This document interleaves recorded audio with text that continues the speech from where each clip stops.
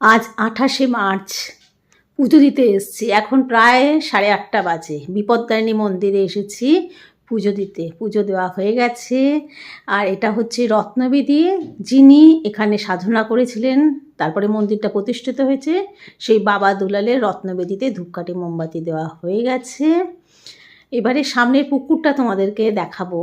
এই জায়গাটা আমার ভীষণ ভালো লাগে। আমি যখনই আসি, বহুবার এসেছি, বহুবার মানে প্রাণ ভরে জায়গাটা উপভোগ করি। দেখো পুকুর ভরা মাছ। আর এই দিকে দেখো তেঁতুল পেকে গেছে, গাছে চেপে আঁকশে দিয়ে দিয়ে সব তেঁতুল নামাচ্ছে। আর নিচটা বেছানো দেখো তেঁতুলে ভরে গেছে। সব তেঁতুলগুলো পড়ছে, ঝাড়ু দিয়ে এক জায়গায় করছে। এগুলো সব ওনারা নেবেন বোধহয়।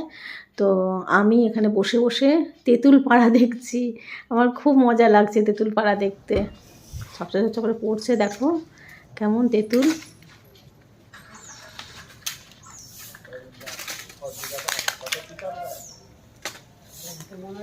এবারে বেরোচ্ছি। পুজো দেওয়া হয়ে গেছে, রত্নবেদীতে ধূপকাঠি দেওয়া হয়ে গেছে, বেরোচ্ছে। দেখালাম তোমাদেরকে তেঁতুল পাড়া, কি সুন্দর লাগছে না?